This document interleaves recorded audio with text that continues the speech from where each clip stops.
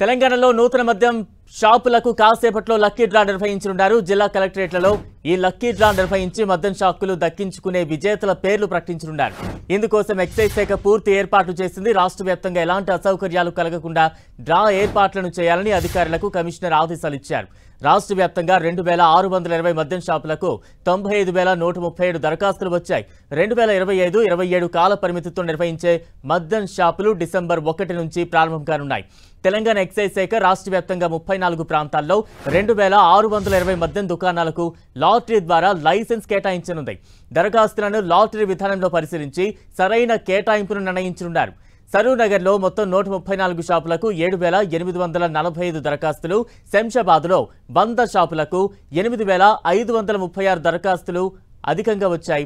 ఇక మల్కాజ్గిరిలోని 88 షాపులకు 5168 దరఖాస్తులు, మేడ్చల్ పరిధిలోని 114 షాపులకు 6063 దరఖాస్తులు వచ్చాయి. మద్యం షాపులకు జీహెచ్ఎంసీ పరిధిలో పోటీ తీవ్రంగా ఉంది. ఎక్కువ జనాభా, విస్తృత మార్కెట్ కారణంగా ఇక్కడ డిమాండ్ ఎక్కువగా ఉంటుంది. జీహెచ్ఎంసీ పరిధిలోని 639 షాపులకు గాను ఏకంగా 34,958 దరఖాస్తులు వచ్చాయి.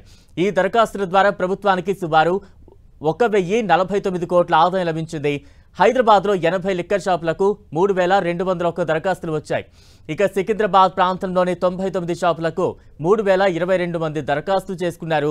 కేవలం జంట నగరాల నుంచే 186 కోట్ల 69 లక్షల రూపాయల ఆదాయం ప్రభుత్వ ఖజానాకు చేరింది.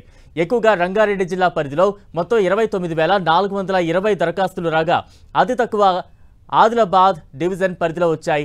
ఎక్సైజ్ శాఖ అధికారులు అన్ని జిల్లాల కలెక్టర్ల పర్యవేక్షణలో పారదర్శకతతో లక్కీ డ్రా నిర్వహించి కొత్త మద్యం దుకాణాల యజమానులను ప్రకటించనున్నారు.